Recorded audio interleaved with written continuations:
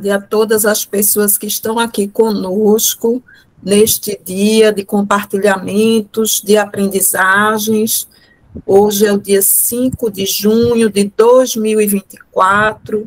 Eu sou a professora Ivanda Martins, sou docente e pesquisadora no programa PROGEL, que é um programa de pós-graduação, né, com foco em mestrado em Estudos da Linguagem da Universidade Federal Rural de Pernambuco. Estamos hoje tendo o prazer de receber vocês no nosso SELC, que é o Seminários de Estudos Literários e Culturais. Desejamos as boas-vindas a todas as pessoas que estão aqui conosco, né? Esse seminário é um evento organizado pelos mestrandos e pelas mestrandas, sob nossa orientação, mestrandos e mestrandas do PROGEL. Esse programa ele é ofertado pela UFRPE, atualmente está coordenado pela professora doutora Cláudia Roberta Tavares Silva.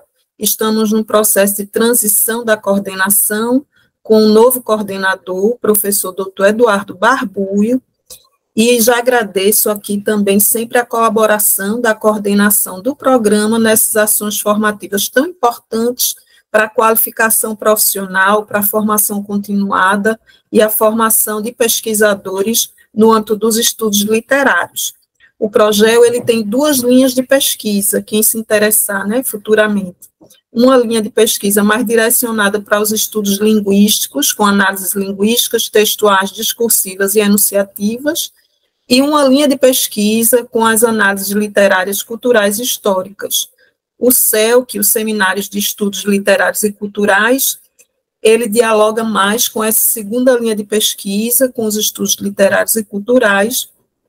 Eu gostaria aqui de agradecer imensamente a participação da comissão organizadora deste evento, a Maria Márcia da Silva, Muriel Prado de Melo Júnior, Rafaela Nicásio da Silva Lopes, Robério Gomes e a Tânia Mara Rupi Borbon Nava, todos mestrandos e mestrandas do PROGEL que estão aí dando show nas apresentações dos seminários, nas mediações, e estamos aqui nesse processo de aprendizagens. Então, este evento tem como objetivo principal justamente discutir abordagens teóricas e metodológicas direcionadas ao campo dos estudos literários, sempre sob um olhar, uma lente, uma perspectiva mais interdisciplinar, tendo em vista estes temáticos norteadores, como literatura, linguagem, educação. Essa iniciativa foi idealizada no momento da disciplina que está sendo ofertada agora, em 2024-1, no programa PROGEL, que é a disciplina de seminários avançados em análises literárias, culturais e históricas. No dia de hoje, esse evento contempla os eixos linguagem, literatura, educação e cultura digital.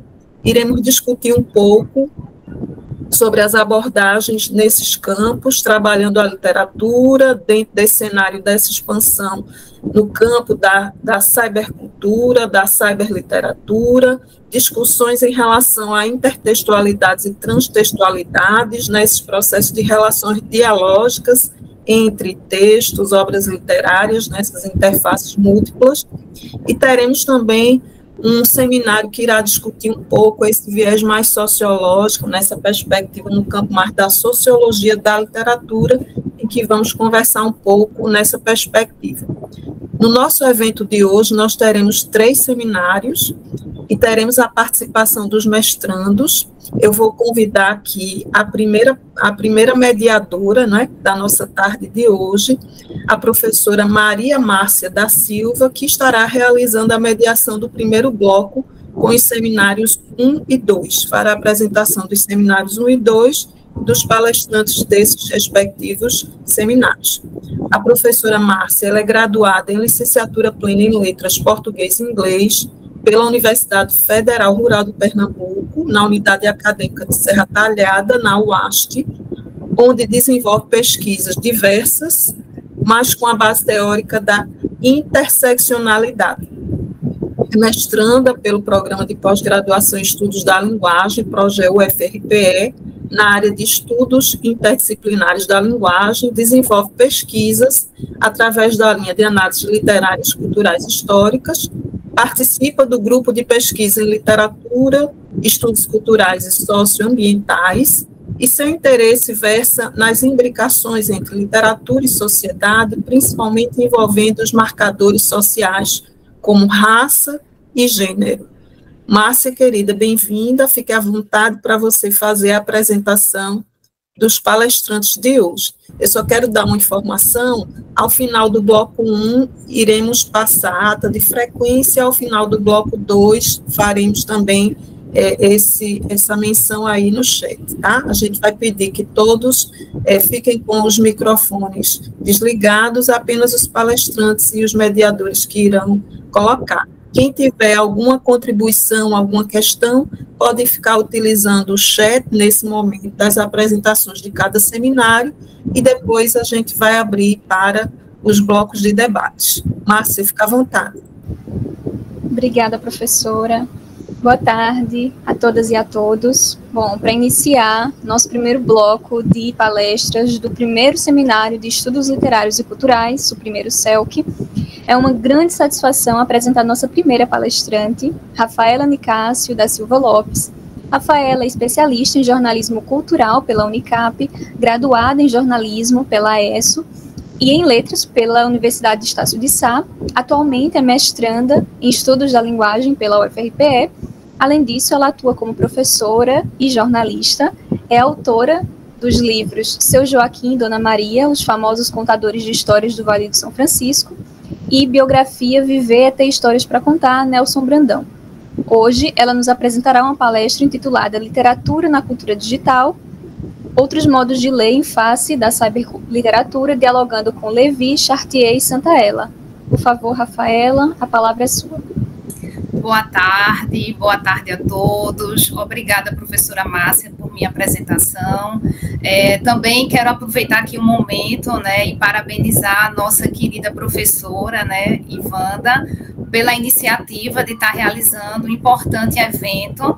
É uma oportunidade da gente, né, nós mestrandos, colocarmos em prática, né, todos os ensinamentos tão valiosos, né, professora Ivanda. E agradecer, né, pelo espaço. Bom, hoje a gente vai iniciar, né, falando sobre cyberliteratura, e aí eu vou pedir só um minutinho para compartilhar na tela a minha apresentação, só um minuto.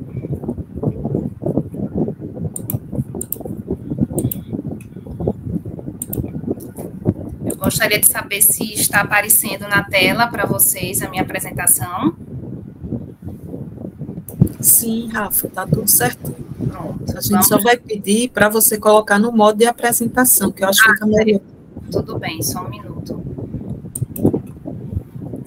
Bom, a temática, né, é literatura na cultura digital, né? Outros modos de ler em face da cyberliteratura, né? Dialogando com Levi, Chartier e Santaella.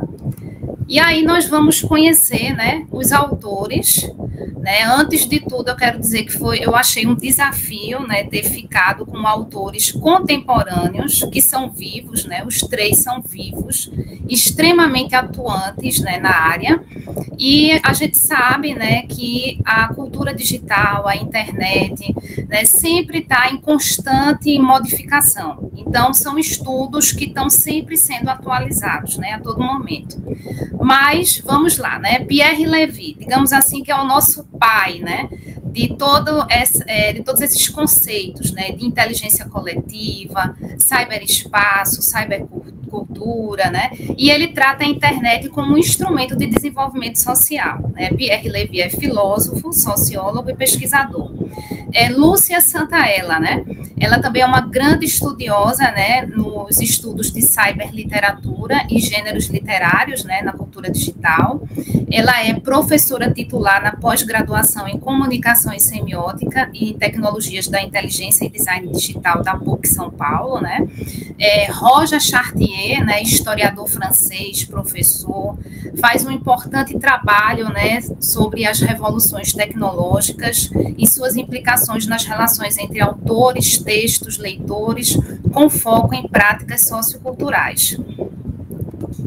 E aí a gente vai começar, né, com o nosso pai, né, o precursor de conceitos tão importantes, né, como o cyberespaço, cybercultura, inteligência coletiva. Pierre Levy, né, ele é autor dessa obra, Cybercultura, né, essa obra introduziu, né, esses estudos a respeito do tema, e ele diz, né, o cyberespaço, né, é a nossa rede, né, a rede de internet, né, que conecta tudo e a todos. Então, é através do cyberespaço, que é um novo meio de comunicação, que surge a interconexão mundial dos computadores. O termo, né, especifica não apenas a infraestrutura material de comunicação digital, mas também o universo oceânico de informações que ela abriga, assim como os seres humanos que navegam e alimentam esse universo.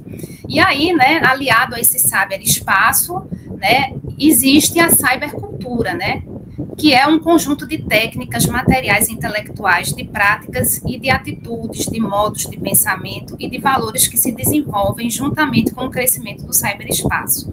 E junto a essa cybercultura que nós estamos inseridos, né, existe a inteligência coletiva, que seria uma forma de um homem pensar e compartilhar os seus conhecimentos com outras pessoas, né, utilizando recursos tecnológicos, né. E aí a gente entra agora num conceito que é importantíssimo, né, que é o cerne desses três, né, estudiosos, que é o termo do hipertexto. Né? Tanto o Levy, a Santaella e o Chartier, né, eles dialogam muito a respeito desse tema. Né? O hipertexto, o que é que seria? Né? Num cyberespaço, na internet, né, nós temos, né, a possibilidade de ler qualquer texto de uma forma não sequencial, como um livro, né?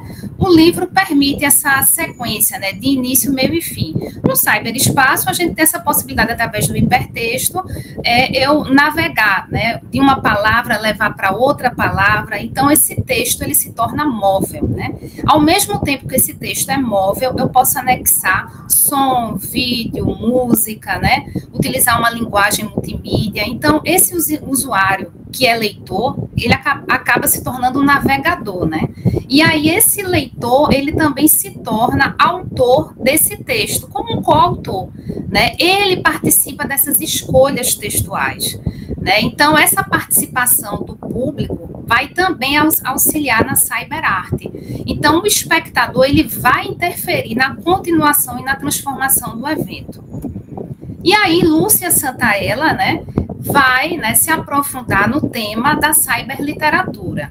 Se a gente tem essa possibilidade, né, de ter um texto, né, que pode ser de camadas, né, eu acessar outros textos, né, dentro do cyberespaço, a cyberliteratura, né, vai abrir a diversidade de oportunidades que vão expandir o conceito de literatura, em função da emergência de novas formas de criação literária. Aí Santaella, ela faz uma diferença básica, né, porque todo mundo acha que colocar um livro digital já é uma literatura digital, né? Há uma diferença, né, entre uma literatura eletrônica e uma literatura que nasce no meio digital. A literatura eletrônica é aquela que vai nascer da transposição do impresso para o digital, né? É a famosa obra digitalizada, né?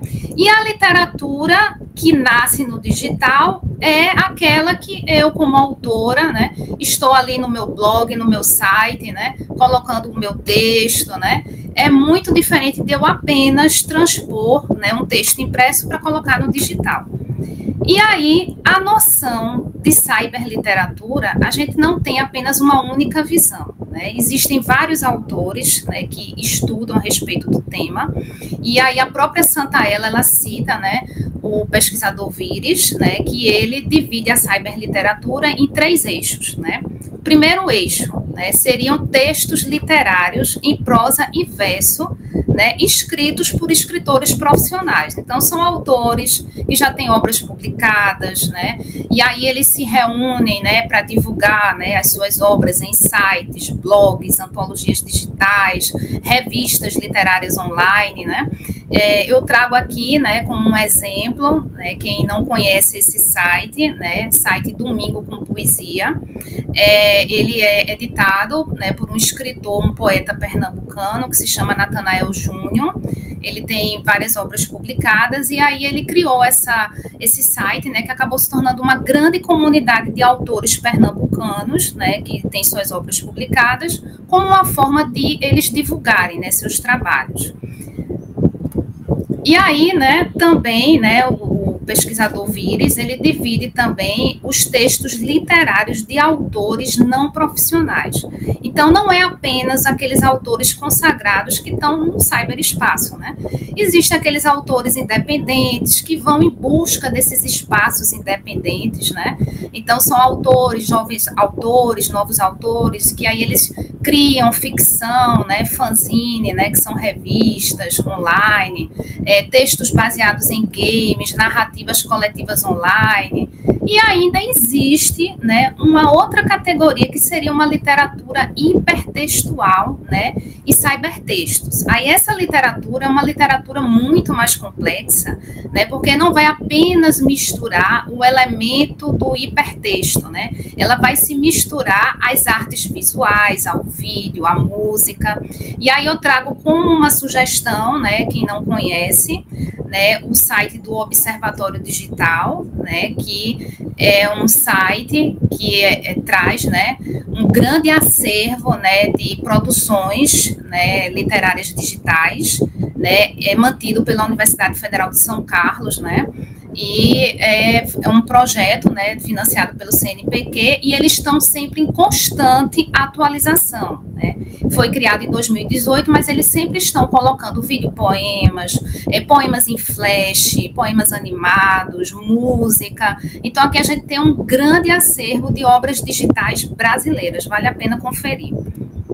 E aí, né, Santaella, né, também vai fazer uma diferenciação desse hipertexto, né, que é aquele texto, né, que é uma escrita não sequencial, né, e com o cybertexto, né, o cybertexto já entraria outras linguagens, né, além do texto, né, vão se mesclar, né, vídeos, música, animações, né, e aí essa noção de cybertexto já começa a partir do final da segunda metade dos anos 90, né, e aí, né, esse texto virtual que está nesse grande cyberespaço, né, ele é tido como uma máquina verbal, né, o autor Mourão, né, define bem isso, né, ele diz que o computador funciona seja como um amplificador de complexidade, seja como um atualizador das capacidades textuais, quer dizer, sempre como uma prótese mental prolongando o autor de uma forma simbiótica. Então, o autor, né, ele realmente utiliza esse espaço, né, esse cyberespaço, como realmente uma prótese que ele vai se ampliar, né, divulgar a sua obra, né. E aí, agora a gente chega, né, no estudioso, né, Chartier, né, que ele vem fazer estudos, né, dessa nova relação, né, desse leitor-navegador, né, com o texto, com a leitura, a escrita, a publicação, como é que se comporta, né, esse novo leitor. E aí a gente está visualizando, né, imagens, né, da evolução do livro, né, o famoso pergaminho, né, o rolo, né, que aí depois foi evoluindo para o códex, né, códex vem do latim, né, que significa casca de árvore, né, o livro era feito em folhas, né, costuradas com um material bem, né, rudimentar, que depois evoluiu, né, para o livro impresso, que já tem uma qualidade, né, material, né, melhor, e aí a gente chega finalmente no livro eletrônico, né, que a gente pode ler em tablets, né, em leitores, em celulares, e aí Chartier diz, né, que do rolo ao códex, do códex ao livro impresso, e do livro impresso ao texto eletrônico. Então, essa revolução do livro eletrônico é uma revolução nas estruturas do suporte material do escrito, assim como nas maneiras de ler. E aí, essa revolução para Chartier, né, ela é muito mais importante do que a revolução de Gutenberg, né, que foi justamente com a prensa, né?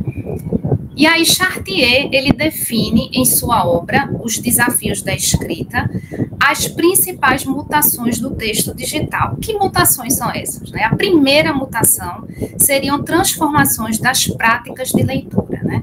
Então, o leitor agora, ele age, né? Ele pratica ações de leitura, né? Ele não apenas vira páginas, né? Ele passa páginas, né? Ele escolhe como fazer essa leitura, né? Ele participa dessa leitura, ele é coautor, né? Ele também, né? Existe a mutação, né? Dessas novas modalidades de publicação. Então, a gente tem possibilidades de vários suportes de publicação desse texto digital, né? E, né? A gente também passa, né, pela questão da redefinição da identidade da propriedade dessas obras. Então, a gente entra, né, agora no conceito da questão da propriedade intelectual literária, né, porque essas obras agora estão no cyberespaço, né, eu posso publicar agora um conto meu, um poema meu, num blog, num site, mas a partir do momento que está no cyberespaço, né, quais são os limites, né, do copyright, né, dessa propriedade literária, né? E aí, esses são os desafios do tempo contemporâneo. Se eu aposto numa comunicação livre, gratuita, dinâmica, né, eu também tenho que estar aberto a essa questão da imaterialidade da minha obra, né? E aí a gente entra também, né, na questão, né, de como é que essa obra vai estar despida desses elementos materiais, né? Tanto Santaella e Chartier, né, eles dialogam muito sobre a questão da imaterialidade dos textos, né? A gente não tem mais, né, textos num lugar específico, né? Então, Mourão, né, ele diz que a literatura gerada por computador é uma literatura do fluxo, do instantâneo, do móvel, do universal e do interativo. A informática põe em causa, sobretudo, a componente material do signo, o que leva vários autores a falar de imaterialidade. Então, o signo agora se torna algo imaterial, né? E aí, uma outra reflexão, né, muito pertinente que Chartier faz é com relação ao fragmento, né, versus a totalidade da obra. Se eu tenho a possibilidade de acessar um hipertexto, né, escolher os caminhos da minha leitura, né, e selecionar fragmentos, eu consigo ver a totalidade dessa obra igual se fosse o livro físico, né? Então, essa leitura fragmentada, segmentada, descontínua, frente às telas eletrônicas, como ela vai se comportar? Aí Chartier, ele afirma, né, na obra dele, né, que vai resultar na automização dos fragmentos, que talvez não sejam mais fragmentos, porque um fragmento supõe que se perceba a totalidade a qual pertence um fragmento. E aqui a relação entre o fragmento, capítulo e parágrafo e a totalidade da obra não é mais visível materialmente. A relação não se estabelece imediatamente entre o fragmento e o lugar no qual se podia encontrar esse fragmento na forma impressa. Quando essa relação estava visível através da materialidade do objeto, ninguém era obrigado a ler todas as páginas de um livro, mas a materialidade do objeto indica que se extrai um fragmento. Esse fragmento desempenhava um papel particular, um momento particular da narração, da demonstração da argumentação, o que desaparece com uma leitura que se apodera de fragmentos, sem buscar, sem pensar como necessária a relação entre o fragmento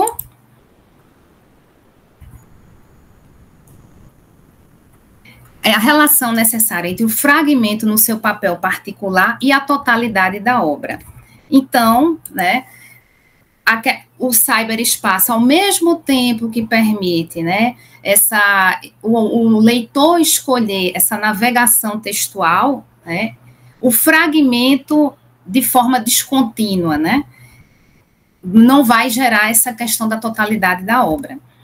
E aí a gente se esbarra também em outra situação, né, da obra inacabada e os vestígios da criação literária. Eu consigo, num cyberespaço, verificar um processo literário de um autor? Será que é possível isso? Bom, se a gente for, né, para a corrente teórica da crítica genética, né, que surgiu lá na França, na década de 60, o que é que a crítica genética estudava? Era justamente o processo criativo dos autores. Então, eles analisaram, né, os manuscritos de Gustave Flaubert e Émile Zola, né? E aí, né, viu esse processo, né, do risca, rabisca, tira uma palavra, bota outra, insere, né, um verso, coloca outro verso. Então, tem como se verificar no impresso esse processo de criação, né?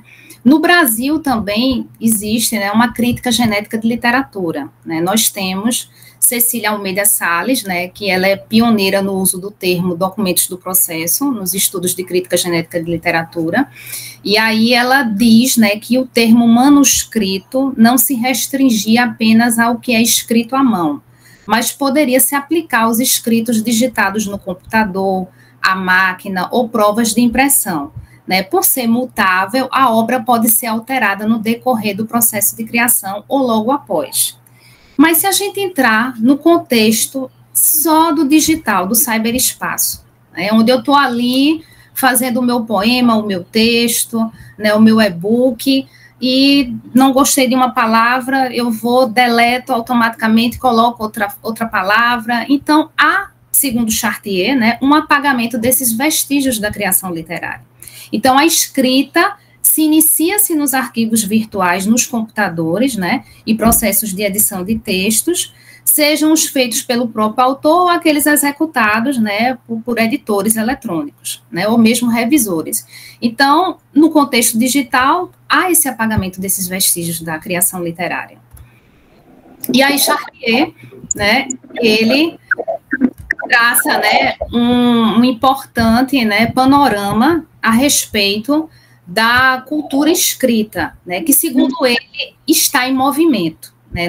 Ele dividiu nessa cultura escrita em movimento em 3 grandes eixos. Né? A gente está vendo, né, um gráfico bem interessante, né, que foi feito pela pesquisadora Anelisa Ribeiro, né, que ela mostra essa cultura escrita em movimento que o Chartier, né, aponta, né, ele coloca, né, da escrita, na leitura e na publicação. Então, esses 3 eixos estão interconectados, né, então, para Chartier, né, há mudanças, né, não só nos padrões de escrita, nas técnicas, na produção, como eu vou inserir esses textos no suporte escrito, mas também há mudanças na forma como eu vou ler, né, como vai ser a minha relação com esses textos, qual é a minha percepção, né, desses textos, e também há mudanças na questão da publicação. Né, como é que fica a questão da identidade, da propriedade intelectual dessa obra, como eu vou difundir essa publicação, né, os novos suportes, né, e aí ele começa falando, né, a respeito do movimento na escrita. Né, como inicia essa escrita? Eu já sei que essa escrita no cyberespaço vai apagar os meus vestígios de criação. Por quê? Porque eu vou iniciar diretamente nos arquivos virtuais, né, nos computadores. Então, o meu processo de edição dos textos, né, eu faço diretamente, né, o autor, ele tem esse domínio, né, de execução diretamente nesses arquivos virtuais, né, e também, né, novos espaços de prática de produção textual por meio de publicações eletrônicas independentes, né, que nós conhecemos, né, como os blogs, os vídeos, né, sites, né, os PDFs, os EPUBs, né. Então, há o movimento inicial da escrita, né? Em seguida, a gente vai para o movimento da publicação, né? A publicação do livro digital, né? O próprio escritor, ele está ali operando a sua obra até a distribuição, né? Diferente do livro impresso, que o autor, né, está lá na preparação do seu livro, né? Encerrou a etapa de preparação, ele já manda para a gráfica, né? E ali já começa a rodar a tiragem da obra. Mas, nesse movimento da publicação no cyberespaço, né, as ordens se alteram, né? Não tem uma ordem. O autor, ele pode estar diagramando o seu livro ao mesmo tempo que está publicando. Eu estou aqui, né, fazendo a minha obra, né, publiquei no cyberespaço, de repente quero fazer uma alteração, na mesma hora eu faço essa alteração, diferente do autor quando ele já encerra a sua etapa lá com a gráfica, né? Também, né, nós temos, né, que enaltecer aqui a questão, né, da distribuição desses arquivos digitais, né? É muito diferente do impresso, que tem a questão de deslocamento físico, né, a questão do espaço, de logística, né? Os suportes novos que a gente tem essa possibilidade através dos displays, né, das telas, que vão imitar, né, um códex, né, um livro, né, a gente tem essa facilidade de leitura, de publicação, as equipes editoriais mudam também, né, a gente agora não conta só com diagramador, com design, com revisor, eu vou contar agora com web designers, com programadores, que vão trabalhar diretamente com elementos ligados ao hardware, né, justamente para estar o quê? Incluindo nesse novo modelo de negócio e financiamento das editoras. E aí, né, além de todas essas possibilidades, eu ainda tenho, né, o surgimento de redes de leitores, que aí eu cito como exemplo, né, o Scooby, né, e as fanfictions, né, que são páginas criadas por fãs para discutir, traduzir, intervir em obras. Então, veja, né, que na publicação impressa, que tem toda aquela questão de logística, de armazenamento, de distribuição, de financiamento, eu ainda tenho a possibilidade de fazer uma rede dos meus leitores, né, que ao mesmo tempo que eu estou ali publicando no cyberespaço, o meu leitor está ali compartilhando, interagindo comigo, né. E fora, né, a questão também, né, das redes sociais. Né, com as redes sociais, eu tenho a possibilidade de divulgação e propagação da minha obra, né, os escritores e editores do mundo inteiro interconectados, né, compartilhando, interagindo com esses leitores. E aí a gente vive, né, um grande paradoxo, né, ao mesmo tempo que a gente tem um excesso nessa oferta de texto eletrônico, né, nós temos também a questão do consumo pelo livro físico. Bom, eu trouxe aqui uma pesquisa, né, que foi feita em 2023, né, pela Panorama do Consumo de Livros, da Nielsen Book Data, né, em parceria com a Câmara Brasileira do Livro. Essa pesquisa foi realizada em 2023. Eles entrevistaram cerca de 16 mil pessoas, né, por um aplicativo de celular, e, pasmem, né, veja só, a pesquisa revelou que 71% dos compradores de livros preferem o formato físico, né? E apenas 22% são livros digitais, né? Aí, no meio termo, né, entre consumo tanto físico e digital, nós temos 7%. Então, aquele dilema velho, né? Será que o livro virtual vai substituir o livro impresso, né? A gente está vendo que não reduziu a força do livro impresso, né? Surge aqui o livro impresso como uma alternativa e até mesmo um aliado, né? E aí, se vocês perceberem bem aqui, quem é que lidera o ranking aqui de vendas, né? É a Amazon, né? E vendas tanto físicas como digitais, principalmente mais as físicas, né? E, assim, um fator interessante, né, que os livros ficaram no 4º item, né, maior de consumo entre os brasileiros, né? Vai perder apenas para quê? Para roupa, celular, brinquedo, né? Vai empatar aí o consumo de livros junto com o consumo de vinhos, né? Então, a gente vê que esse movimento editorial, né, continua muito firme, muito forte, diante dessas novas tecnologias. Mas, mesmo a gente diante dessa grande oferta, né, dos veículos digitais, das novas tecnologias, o escritor ainda sonha, né, com o seu livro, a publicação do seu livro impresso, né, porque tem aquele status, né, o status justamente porque segue uma trilha analógica com aquela materialidade da cultura escrita, né, que o impresso tem. Né, até o autor Ribeiro, né, ele fala desse status, né, que diferencia, né, entre a publicação impressa e a virtual. Ele diz assim, né, a publicação impressa, que vem de blogs, carrega no discurso de autores e da mídia um valor diferente, mais prestigioso, do que a publicação exclusivamente digital. E aí, na visão do autor, né, é interessante o autor, então, né, ter as duas publicações, tanto a impressa quanto a digital, já que essas mídias cumprem funções diferentes. E aí agora a gente chega, né, no último movimento que Chartier, né, fala, que é o movimento da leitura. A gente viu o primeiro movimento, que é o da escrita, a mudança, né, de como é que é desenvolvida essa escrita, o movimento da publicação, né, as inúmeras possibilidades de publicação que a gente tem, né, as vantagens dessa publicação virtual, e agora finalmente a gente chega nesse movimento da leitura. Como é que se comporta esse leitor virtual, né? Bom, o leitor, segundo Chartier, né, que lia o livro impresso, né, era um leitor passivo, né, um receptor de conteúdos. E esse leitor da tecnologia digital, como é que ele se comporta? Né, ele se comporta, segundo o autor, como um coautor. Por quê? Porque ele interfere na obra que ele está lendo. Já que há a possibilidade do hipertexto, né? A leitura, ela é fundida ou confundida com a escrita, com a participação e com a autoria. Aí Chartier traz alguns questionamentos, né, importantes para a gente refletir.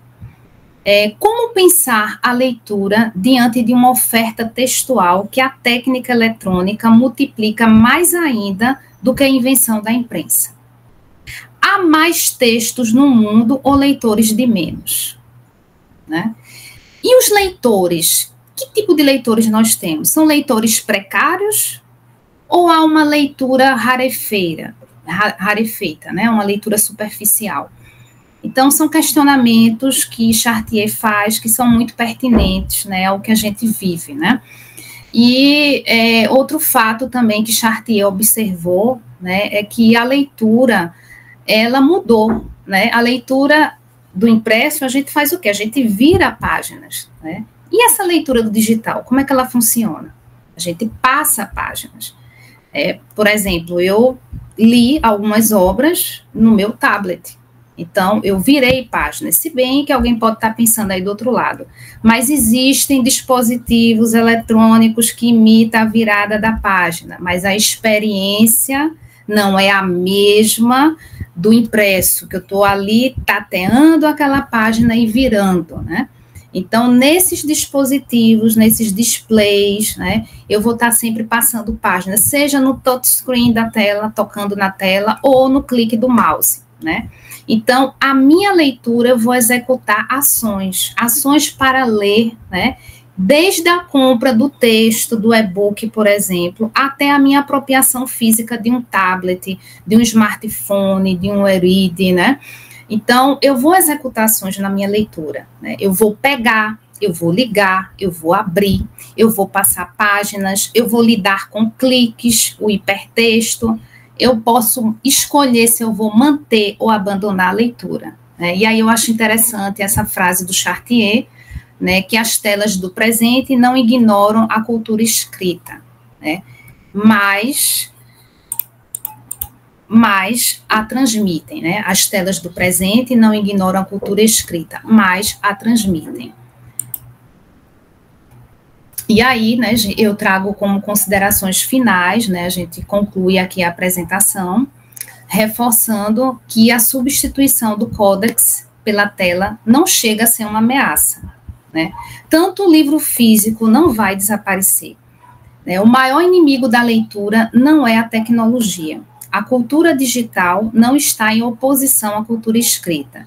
Isso tem mais a ver com fusões e sobreposições transparentes do que com concorrências.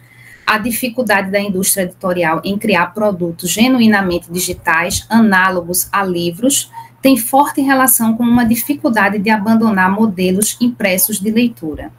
É essencial, sem dúvida, a necessidade de se pensar digital. A cyberliteratura não chegou para fazer operações de diminuição ou divisão, mas para somar e multiplicar. E aí eu deixo essa reflexão, né, que a gente não demonize, né, o livro digital, né, o cyberespaço, a cyberliteratura, que a gente encare como elos, né, que um apoia o outro, né, tanto a leitura, o livro físico, quanto o livro digital, né, vem a somar e agregar a todos nós leitores. E aqui estão as referências, né, e eu gostaria de saber, professora Ivanda, se eu tenho ainda 2 minutinhos, que eu gostaria de passar um vídeo poema. É possível? Fica à vontade. Pronto, veja só, gente, eu vou passar aqui um vídeo poema que é da escritora Lourdes Nicásio, né? Ela é poeta da Academia Recifense de Letras, e ela tem o maior título, que é A Minha Mãe. E ela está aqui presente, né? Eu gostaria de passar esse poema dela, foi musicado por Suami Júnior. Ele é um músico de São Paulo, e aí é um exemplo, acho que é um belo exemplo de cyberliteratura, né? Essa mesclagem de linguagens, né? A música com a poesia, né? O que causa, né? Qual é a sensibilidade que nos causa, né? Então, eu vou colocar aqui, gente, só um minutinho, por favor.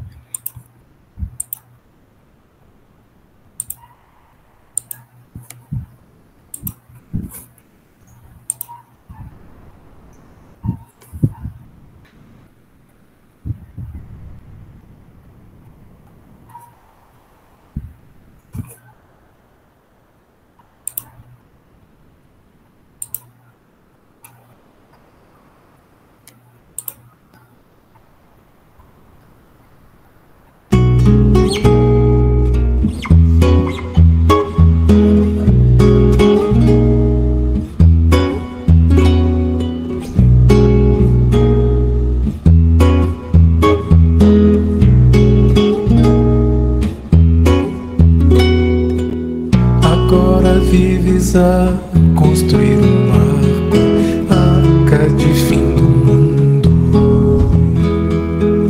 Não vês que o dilúvio está em ti, que te arrebatas em ondas para o além de ti mesmo. Quando não mais te alcançares em grãos de areia ou terra, voam desde as raízes.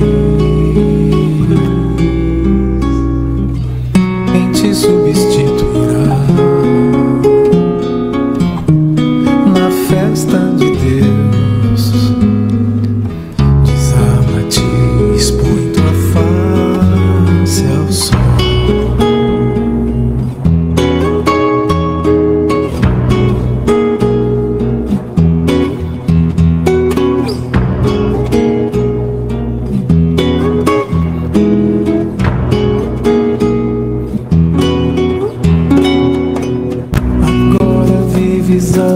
Construir um barco, arca de fim do mundo.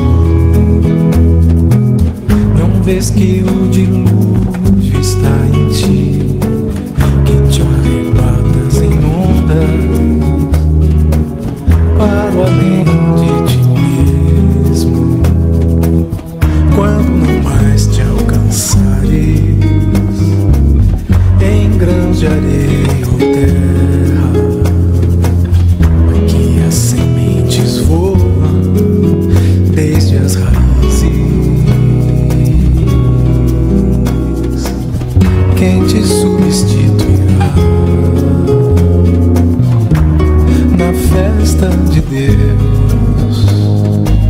Desarma-te, expõe tua face ao sol.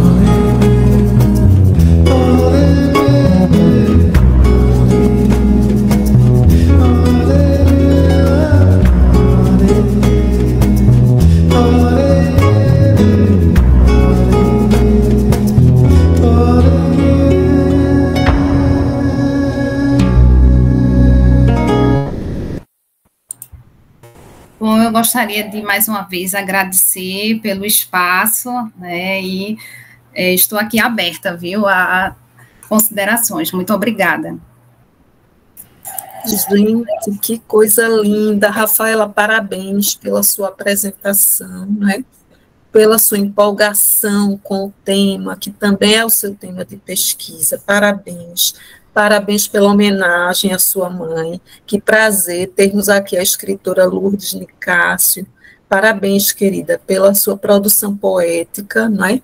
E eu acho que Rafaela conseguiu articular teoria e prática, não é? Com um exemplo dentro desse cenário da cultura digital, trazendo a poesia nesses espaços virtuais, nessa integração entre linguagens, trazendo o lugar da literatura dentro desse cenário da cultura digital, que foi o tópico da discussão.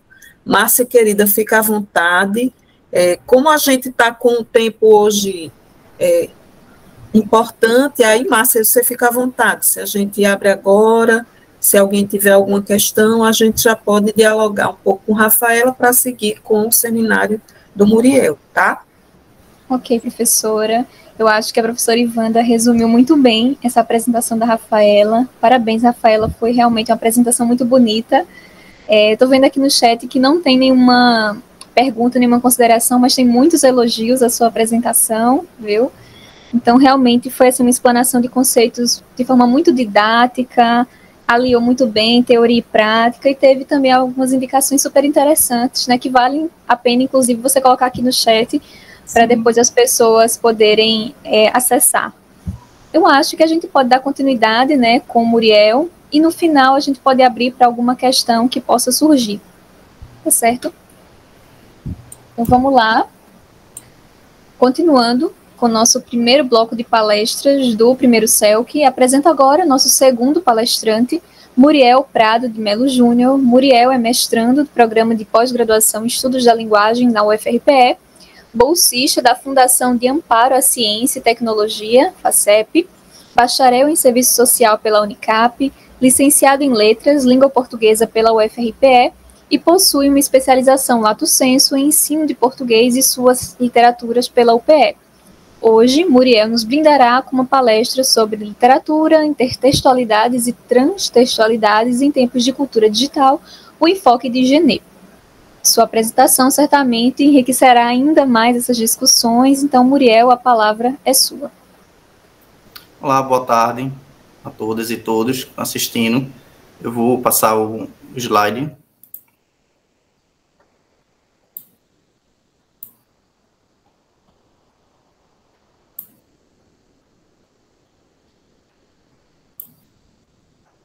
Vocês conseguem visualizar o slide tranquilamente?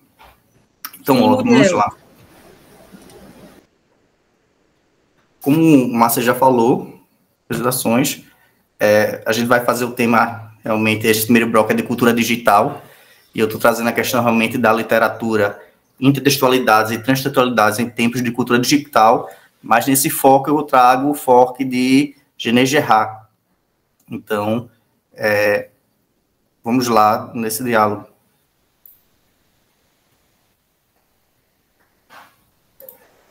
Bom, primeiro, nessa questão dos autores, é um autor contemporâneo também, feito o que Rafaela trabalhou.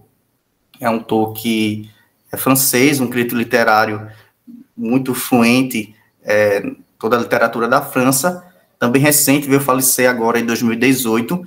Ele traz considerações nessa cena do estruturalismo, realmente nessa cena realmente da escrita, nessa cena realmente do processo literário, de como se dá as suas múltiplas transformações, que a gente vem falando agora nesse bloco de cultura digital, a gente está falando de transformações, de várias questões, de qual eu vou discorrer aqui, a partir do enfoque desse autor, o Genê Gerard, que é importante. Basicamente, o livro de qual se traz, tem esse livro aí, o Palicesto, Literatura de Segunda Mão. Muriel, desculpa eu interromper, mas a gente ainda está no slide 1, eu não sei se você está passando. Pronto, agora. Agora? Está no slide do Palicesto. Agora, ok, né? Isso. Certo, ok. Obrigado por avisar. Então, essa questão realmente do livro, como está falando em foco, é o livro do Palicestos. Então, a gente vê que essa questão do Palicestos me chamou a atenção, primeiramente, o que seria Palicestos. Ao fazer a pesquisa, eu vi que essa questão do Palicestos são, na verdade, pergaminhos de que se utilizavam, eles se apagavam o que estava escrito e se fazia outras escrituras em cima. E com isso fazia todo o processo de, vamos dizer, reciclagem desse pergaminho com novas roupagens em cima, até mesmo transcrever coisas em cima do pergaminho, de qual me lembrou também algo assim, um exemplo para ser didático, mais recente, um pouco antigo também, mais recente, daquelas fitas cassetes, que muita gente gravava uma fita cassete em cima da outra e fazia aquele processo de reuso. Então, o Palicestos basicamente é isso. E o autor coloca que essa questão realmente do palimpsesto é a questão realmente de uma transformação, uma obra que deriva de outra, que usa um formato de outra, e tem uma transformação ou por imitação, e é aquele texto que a gente pode ler para o outro e assim por diante, até um fim de texto. Então, a gente traz essa questão do autor, que a literatura é realmente descortinar esse palimpsesto, a gente vê o que está realmente escrito ali, mas também a gente enxergar o que tem escrito antes, o que tem escrito, foi escrito depois, e ele traz essas relações, não relações dialógicas, intertextuais, transtextuais, e tem toda essa questão que vai dialogar mais posteriormente. Primeiro trazer, realmente, que ele traz essa questão, realmente, que é a transtextualidade. Ele traz um enfoque de transtextualidade que realmente passa um negócio de uma transcendência do texto, que ele traz essa questão que o texto, ele é tudo que coloca relação, seja o óbvio ou oculto com outros, e abrange um aspecto de um determinado texto. Então, o Gerney descreveu a textualidade como algo mais incluso do que realmente a intextualidade, ou seja, algo que já está, que transborda e tem a ver com outros textos, e ele vê essa questão realmente da transtextualidade, divide em 5 subtópicos, que é a intertextualidade, a questão da paratextualidade, a arcotextualidade, a metatextualidade e a hipertextualidade, também, por ter falado de hipotextualidade, que realmente tem essa questão dos processos de transformação da literatura, do texto escrito, de todo esse processo de reuso e de transformação.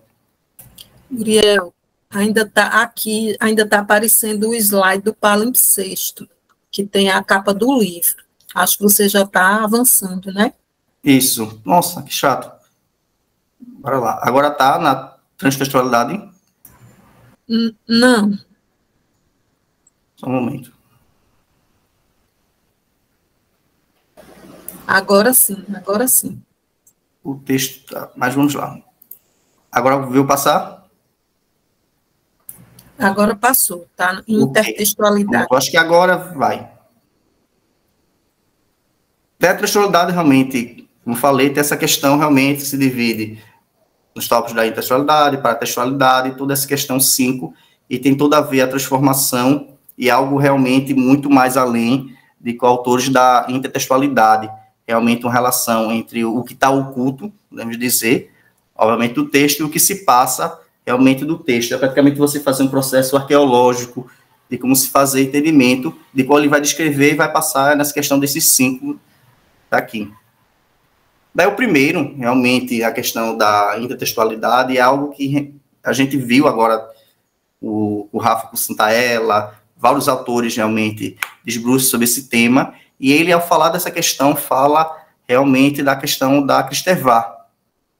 Mas ele cita a Kristeva, a noção, mas ele diz que, para ele, a intertextualidade sem dúvida, é mais restrita com relação ao que apresenta entre 2 ou vários textos. Isto é, essencialmente, é mais frequente com presença de um texto em outro. Então, a intertextualidade realmente é uma forma de você ver a relação de um texto com o outro, praticamente uma recriação.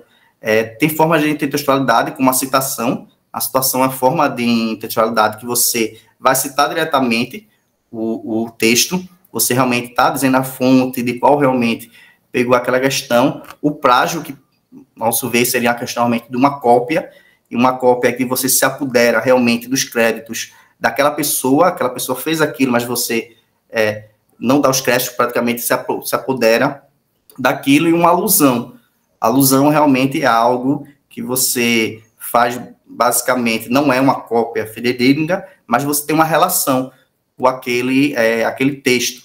E a intertextualidade é que realmente tem uma questão. Tem, inclusive, a questão do grito, que se tem várias transformações a partir desse quadro. Inclusive, eu trago essa como exemplo. Daí a gente tem aqui também outra relação, é a questão da paratextualidade. A paratextualidade realmente tem um pouco a ver com essa construção. Ela tem a ver realmente com o formato. Se o formato é um livro físico, se o livro realmente é digital, coisas realmente que faz uma introdução no processo do livro, imagina a capa, a lombada, quem são os autores, o título, o prefácio, todo o processo, e tem todo aquele processo do conhecimento do livro. Então, você tem várias questões, realmente, de paratextualidade, de qual se tem essa relação, e também ela dá pistas, realmente, de como vai chegar nesse autor, como é que realmente se desbruça nessa questão. Tem uma outra também, a metatextualidade, que tem realmente uma transcendência nessa questão da metatextualidade, mas ela é mais relacionada com um comentário, algo realmente de um aspecto crítico, que não necessariamente você precisa citar, realmente aquele comentário, quem você está comentando, seja crítico, ou ligiano, seja realmente algo, ou comentando. Algo que a gente vê muito na cultura são os comentários. Vários comentários, inclusive, tem um exemplo aqui das redes sociais, mas tem comentários também de filmes, críticas realmente de livros. Tudo isso tem toda uma relação entre a paratextualidade, que é realmente o que une o texto e a partir da opinião de quem vai realmente fazer essa crítica. Então, isso tem uma relação, seja explícita, realmente citar aquilo, ou implícita. Inclusive, ao estudar sobre a questão da metatextualidade, eu me lembrei de Os Sapos, de Manuel de Barros, de qual um poema canônico, todo mundo... Manuel Bandeira, né? Bandeira, desculpa, eu estou fazendo Manuel de Barros. Manuel Bandeira, de qual realmente esse poema tem uma crítica. Realmente ele cita direta a questão dos parnasianos. Existem vários processos na música, na literatura, que também realmente se faz outros, realmente de uma crítica direta, até mesmo indireta, que aí depende de quem lê, de quem realmente está comentando, de quem está realmente fazendo a crítica, ou se basando, se elogiando, ou realmente se contrapondo. Então, isso é algo presente nos processos literários e na literatura. Outra questão também, bem interessante, essa questão da arquitextualidade, que tem a ver um processo mais a fruição do gênero e do público. Então, essa questão da arquitextualidade algo mais abstrato, uma interação textual, e ele está mais próximo daquilo que a gente pode ter dos gêneros literários, e um pouco daquilo também que a gente está falando das transformações dos gêneros, do livro para um e-book, de uma carta para um e-mail, e todas as relações de horizontes, perspectiva de leitores, de obras. Então, se tem um caráter muito mais abstrato e muito na percepção de gênero a partir de horizontes que passa pelo processo do leitor. E vemos também a questão, realmente, da hipertextualidade, que há uma relação de um texto B, que seria o hipertexto, a um texto anterior, que seria o hipotexto. Eu trago até como exemplo a questão, realmente, de uma relação entre Dom Casmurro com o Ortelo de Shakespeare, que realmente o leitor, ao ler e conhecer as obras, vê uma certa relação. Ortelo é muito mais antigo, historicamente, e Dom Casmurro é muito mais contemporâneo, mas se vê uma relação relacionada à questão realmente de uma possível traição, tem a ver relações que se tem essa questão, e você vê noções que o autor se pressupõe que leu, com certeza deve ter lido essa questão, mas também se basou e se acrescentou realmente aquilo, e se tem uma relação entre o hipotexto e o texto. Então, se tem realmente, até ele traz que, dizendo de outra forma, consideramos a noção do texto de segunda mão. Essa questão do texto de segunda mão é também algo interessante, mas se vê que, tem um pouco a ver o que seria de um texto derivado, um texto já existente. Isso também, que me remete também a essa questão, a questão realmente de Bakhtin, de qual já foi no encontro passado, dessa questão realmente que não existe nada adâmico. Realmente a gente sempre está nos remetendo a fazer textos, seja literários ou outro, os textos antigos já pré-existentes, a partir de a gente tem conhecimento, e também a gente vai acrescentando outras questões que tem contato, e também esse texto vai sempre se renovando, sempre fazendo transformações, que é basicamente essa questão. A gente tem a questão realmente do hipertexto, tem essa questão realmente do quadro na Mona Lisa, que tem várias transformações, inclusive tem uma exposição recentemente na Caixa sobre a questão do vários olhares de Mona Lisa, de qual a gente vê que, tipo, todo o hipertexto é derivado de um texto anterior, uma transformação simples. Você vai notar realmente que se deriva daquele texto. Tem uma relação se você conhecer, basicamente, aquele texto. E também se tem esse aspecto universal de que se coloca. Isso que seria, basicamente, as transformações do hipertexto. Bom, agora eu trago também uma questão realmente do gênero, que é também um videopoema, de qual a gente vai ver essa questão das transformações, algo que ele traz também, as práticas hiperestéticas, de qual eu vou passar aqui.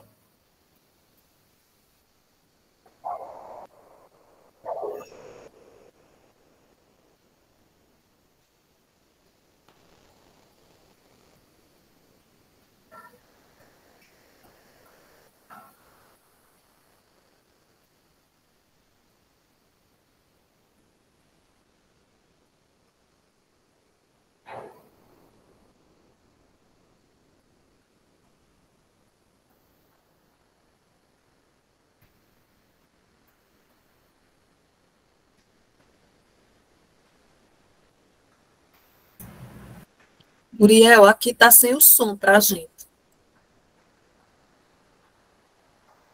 Certo. Deixa eu...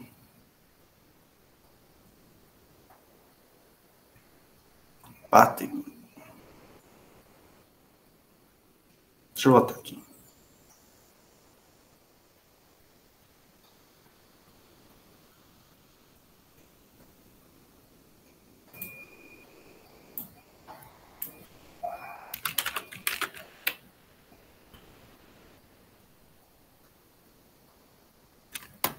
Só um momento.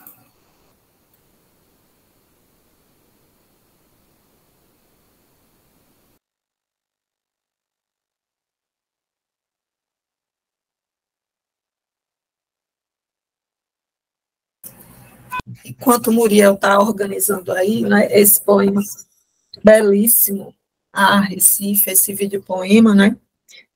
Depois a gente vai abrir o debate, articulando o seminário 1 ao seminário 2, Márcia vai fazer as mediações, aí se alguém tiver alguma questão, alguma contribuição, pode utilizar o chat nessa perspectiva, tá certo? Pronto, Muriel, acho que agora vai. Certo, vamos, gente. Deu para escutar? Sim, agora ok.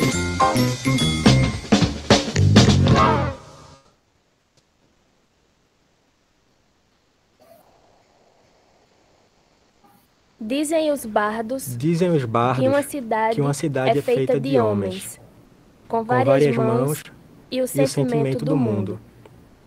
Assim Recife nasceu no cais, de um azul marinho e celestial, onde suas artérias evocam aurora, saudade, concórdia, soledade, união, prazeres, alegria e glória.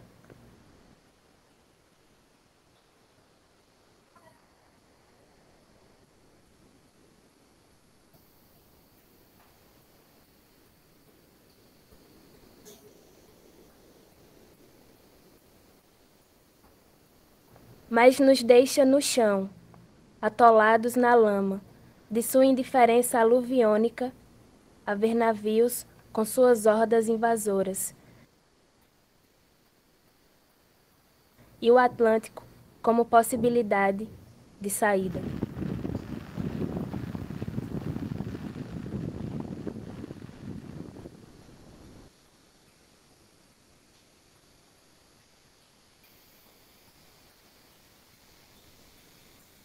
Bom, esse videopoema, ele é realmente um videopoema de Valdir Jordão, um poeta da geração 65, vivo de Recife, que traz realmente uma exaltação ao todo o processo da cidade do Recife, como a gente pode ver, das belezas de tudo que foi feito naquele período histórico e foi transposto, praticamente adaptado, todo aquele processo a partir de uma oficina realmente literária de vídeo-poema, com a Eva Juvine, que ela fez esse processo e se transformou. É basicamente aquilo da transformação que a gente vai ver, realmente um texto literário já existente anteriormente e ser transformado. Nesse caso, o texto, realmente a poesia, de forma que se mantendo na íntegra.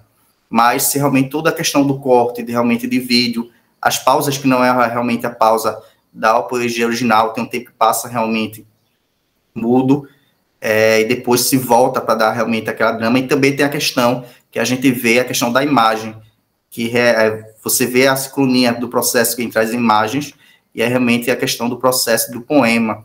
Então, isso são práticas que realmente tem todo aquele processo de transformação em proestética que a gente tem dado, e que o Gené de Gerard passa nisso. Então, a gente tem essa questão realmente como um objeto, poesia, na prática, transformado aquilo, e que se tem todo aquele processo de transformação, seja histórico também, e que a literatura também ela tem essa questão, se faz isso, é transformada a partir daquele processo da intertextualidade, da transtextualidade, e todo aquele processo que ele traz esse conceito, literatura de segunda mão, realmente, dessas práticas estéticas, realmente, de transformação, de como a gente vê, como isso também transmuta, e várias outras noções, realmente, no meio digital, também no meio não digital. Então, a gente tem uma citação também da Cristervado, com a qual o Gené de Gerard dialoga bastante, que é essa noção realmente de todo o texto se constrói com um mosaico de citações, todo o texto absorvido e transformado em outro texto.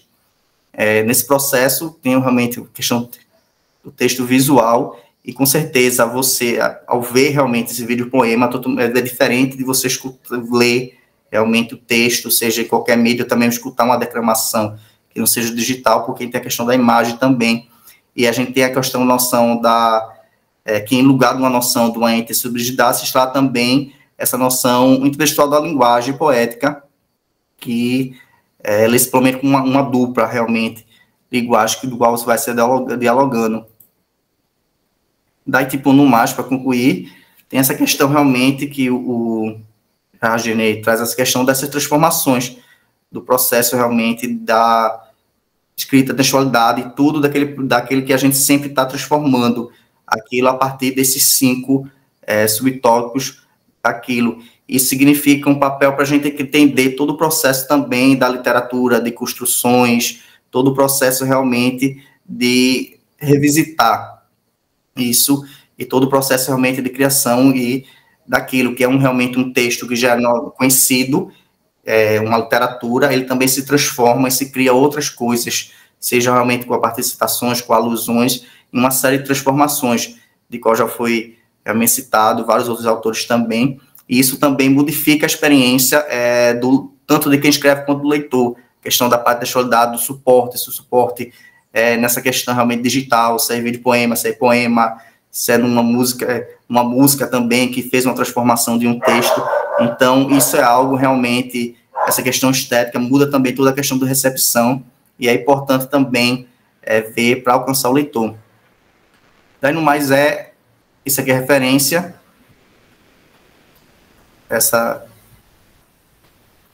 Daí, no mais, é isso, gente, muito obrigado pela participação, também estou aqui aberto para tirar dúvidas, realmente dialogar todo esse processo. Ok, muito obrigado.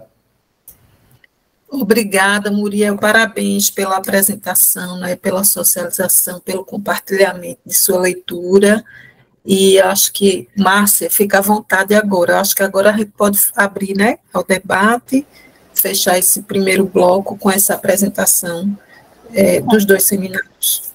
Isso, professor, exatamente. Muriel, parabéns, foi uma belíssima apresentação, explanação de conceitos muito complexos, mas que você fez de forma muito didática e trazendo esse exemplo, esse vídeo poema tão bonito. Bom, então a gente vai abrir agora para o debate. Convido todos e todas as participantes a escreverem suas perguntas no chat. Se quiser também ligar o microfone, fazer alguma pergunta, então está aberto agora para as discussões.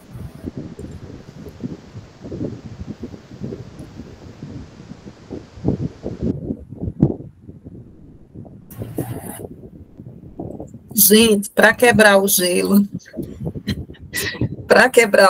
eu não posso ficar calada, né?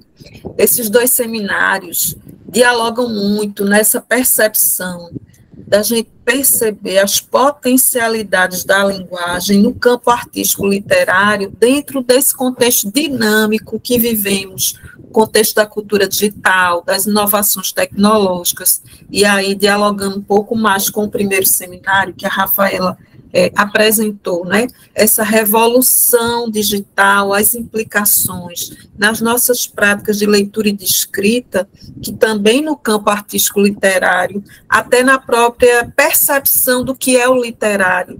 E agora a gente tem a expansão do próprio conceito de literatura com a noção da cyberliteratura, da literatura digital, da literatura eletrônica e de tantos outros conceitos, tantas outras percepções que vão surgindo, que vão mexendo com a nossa compreensão do literário, em função desses gêneros digitais emergentes, em função dessa explosão das tecnologias, das inovações tecnológicas que estão aí nesse cenário dinâmico da cybercultura que a Rafaela apresentou no seminário 1, e que tem muita conexão com o que o Muriel apresentou na perspectiva da transtextualidade, das potencialidades significativas, da polivalência semântica no campo da literatura, na perspectiva do Gérard Gennet, da literatura de segunda mão, a leitura literária como um grande palimpsesto que se abre, que se vai descortinando a partir das várias leituras, das várias interpretações que vão sendo construídas e reconstruídas pelos leitores ao longo da história, numa perspectiva diacrônica ou numa perspectiva sincrônica. Então, esse exemplo, e os exemplos que foram colocados por Muriel, trazem essa noção da transtextualidade, né? Das conexões entre as várias e múltiplas linguagens, as experiências hiperestéticas, das combinações e dos vários níveis numa dimensão aí desse grande espaço que é a produção literária. O Gérard Gennet vai trazendo vários níveis para essas relações dialógicas entre as obras, os textos, as linguagens literárias e não literárias, nessa perspectiva transtextual, né? A noção da paratextualidade, da metatextualidade, da hipertextualidade na concepção dele, que já é uma outra percepção diferente do hipertexto, na perspectiva do Pierre Levy, que a Rafaela apresentou, né? Então, a gente tem, o que a gente pode ter, assim, como síntese, né, é o ressignificar da nossa relação com a literatura, com a linguagem literária, com a produção artística, dentro desse cenário dinâmico em que estamos aí produzindo, né, arte em função dessa cultura do remix, da cultura dos compartilhamentos, das práticas de letramentos literários e digitais que estão sendo redimensionadas nesse cenário tão dinâmico que estamos vivenciando, né? E aí eu acho que um ponto bem importante, esse controle da publicação no espaço digital. Qualquer um é autor, é escritor, é editor, é revisor, como a Rafaela colocou aqui, e isso torna essa produção muito mais democrática. Aí a gente já entraria um pouco na perspectiva do Antônio Cândido, né? O direito à literatura como um fenômeno artístico literário, como um direito humano dentro do espaço democrático, que é o que a gente vivencia, o que a gente precisa hoje. Eu coloquei até aí no chat, né? Parabenizando a autora, Lourdes Nicásio, a homenagem que a Rafaela fez, né? A autora, que é sua mãe. A gente precisa respirar a literatura, sobretudo respirar a poesia, em tempos tão difíceis, em tempos em que a gente observa muitas vezes a massificação, a padronização de comportamentos, a superficialidade muitas vezes nas práticas de leitura, a desinformação e o compartilhamento contínuo.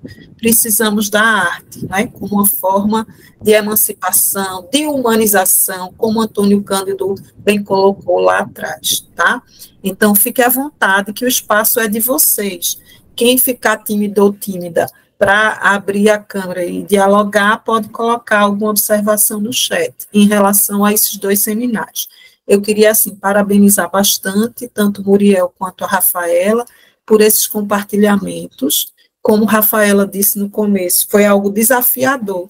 E está sendo sempre desafiador, porque estamos sempre refletindo, aprendendo a aprender de outras formas. Então, aqui é um espaço de compartilhamentos, a partir das pesquisas, das leituras que os palestrantes estão evidenciando hoje, e nós estamos aqui nesse espaço de interlocução. Então, fiquem à vontade, se alguém quiser, tiver algum comentário, é o momento para a gente fechar esse primeiro bloco, e vamos dar um pequeno intervalo. Queria agradecer também ao NACES, ao Núcleo de Acessibilidade da Universidade Federal Rural de Pernambuco, pelo excelente trabalho da mediação e da tradução em Libras, que está sempre fazendo e acompanhando nossos encontros aqui, né, como uma perspectiva também de trazer a inclusão, na perspectiva de democratizar também o acesso, a acessibilidade tão importante, sobretudo para a participação da nossa querida Mirelle, que está sempre conosco aí, prestigiando as apresentações. Então, fiquem à vontade. Alguém gostaria de colocar? Esther, à vontade. Oi, pessoal, boa tarde. Primeiro, parabenizar, né, já comentei lá no chat, vocês são ótimos, são muito didáticos. Como é importante esse contato em grupo na academia, porque no dia a dia vem esses pensamentos, nossa, hoje nós não temos tanto hoje existem muitos livros digitais, aí você vê esse pensamento, são coisas que passam na nossa mente, e aí vocês conseguem sentar, pesquisar, estruturar, fundamentar o que a gente está pensando e clarear, né? Vocês têm clareado nossa mente, esses encontros estão, nossa, está ressignificando muito. São coisas que são mudanças que nós observamos, nós, como cidadãos, como leitores, como estudantes, enfim, nós observamos no nosso dia a dia e a gente não sabe explicar de onde vem, como é que vem na nossa mente o pensamento e vocês conseguem capturar e transformar em estudo. Parabéns, de verdade. Parabéns, porque eu sei que isso exige uma dedicação de tempo, e o tempo é o nosso bem mais precioso. Com certeza vocês dois, junto com a professora e demais da equipe, sentaram, pensaram, organizaram. Parabéns, de verdade mesmo. Gratidão, Esther. Futuramente você vai estar nesses seminários como palestrante. Você está nesse processo da formação inicial em letras, mas sempre participando. Então, agradecer a sua participação, a sua contribuição, né? Parabenizar você também pela dedicação aos estudos no campo da linguagem, de uma forma geral. Mais alguém que queira se colocar?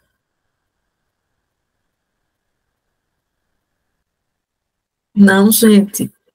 Então, vamos fazer o seguinte, vamos dar um pequeno intervalo de 10 minutos, até para a gente respirar um pouquinho, vamos tomar um café, para a equipe do NACES também se organizar e descansar, que precisa, né? Então, vamos dar 10 minutinhos de pausa, são 15h23, 15h33, 15h35, né? Peraí, gente. 24, vamos arredondar, ó, 15h40, que acha? Diga, Vilma, quer falar, querida? Vilma, levantou a mão? Fica à vontade. Olá, professora. Olá a todos, boa tarde. Eu estava correndo aqui com as coisas para poder comentar. Quero parabenizar o meu amigo Muriel. A apresentação também da Rafaela foi muito linda. E eu fiquei com uma dúvida sobre a apresentação da Rafaela e, consequentemente, a apresentação de Muriel. Quando ela fala sobre dar continuidade ali nos poemas, que cada um pode ser autor, escrever. E Muriel fala sobre a autoria também, quando ele fala na fala dele sobre não reconhecer a autoria anterior. Aí eu gostaria de saber se aí é a questão de plágio, no caso que eu fiquei com essa dúvida, assim, de pegar a ideia do outro e continuar e não referenciar o outro, seria aí a ideia de plágio? Rafaela? Quer falar, Rafa? Microfone. Rafaela, o microfone. Você está ouvindo agora? Sim. Pronto. O Ilma, na visão daqueles pesquisadores, né, do Chartier, do Santaella, do Levi, né, o cyberespaço, a internet, permite que o leitor ele também seja um coautor.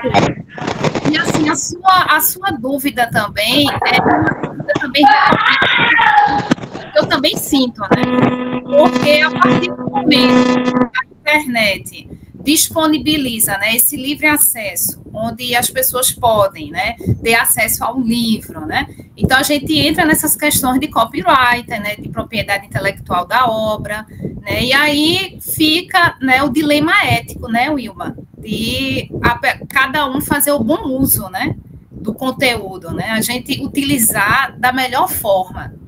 Porque a questão do plágio, infelizmente, também não passa apenas nos textos eletrônicos. Infelizmente, a gente sabe, né, que a gente está no ambiente de academia, que às vezes colegas, né, de TCCs, de monografias, né, que pegam obras, né, impressas e se apropria de forma, né, indevida. Então, os limites éticos também não estão apenas na questão do digital. Eu acho que perpassa também o impresso. Então, cabe aí também uma discussão, né? Até onde essa questão do plágio? É culpa do digital ou é culpa do impresso?